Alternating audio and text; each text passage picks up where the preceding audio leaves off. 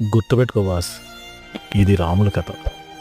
ఎప్పట్లానే రోజును భుజానేసుకొని రోడ్డెక్కాడు రాములు.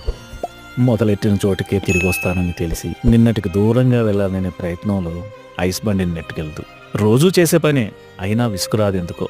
విసుగురాదని మనం అనుకోవడమేమో గాని వచ్చినా దాన్ని రాములు ఏ రాత్రికి ఆ రాత్రి తన ఆత్మస్థైర్యపు వెలుగుకి ఆవలనున్న చీకట్లోకి విసిరేసి తెల్లవారుగానే మళ్ళీ ఎప్పట్లాని రోజును భుజానేసుకుని రోడ్డెక్కేస్తాడు రాములు. ఏంది రాములా, ఇంకెన్నాళ్ళు నెట్టుకొస్తావు ఈ ఐస్ బండిని అన్న వారందరికీ నేను నెట్టుకొచ్చేది ఐస్ బండిని కాదు, నా కుటుంబాన్ని అన్న సమాధానం చెప్పి గాని ఆ కుటుంబాన్ని కాదు ఆ ఐస్ బండిని నెట్టుకోడు.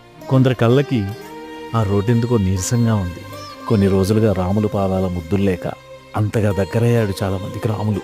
ఏమై ఉంటుందో అని చూసేందుకు రాములు ఇంటికి వెళ్ళిన వారందరినీ ఓ దృశ్యం మాత్రం కలిచివేసింది. ఆ రోజు అక్కడిప్పుడు ఐస్ ఫ్రూట్ తినడం పూర్తయ్యాక విసిరిపారేసిన పుల్లలాగా రాములు లేని ఐస్ బండి.